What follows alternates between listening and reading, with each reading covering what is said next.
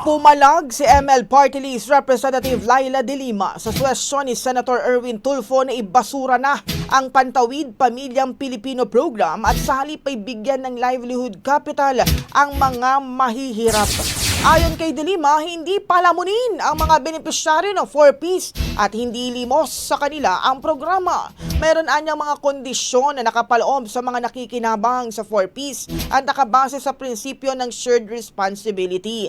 Aminadong kongresista na merong butas sa implementasyon ng social program at may mga naiulat na pang-aabuso.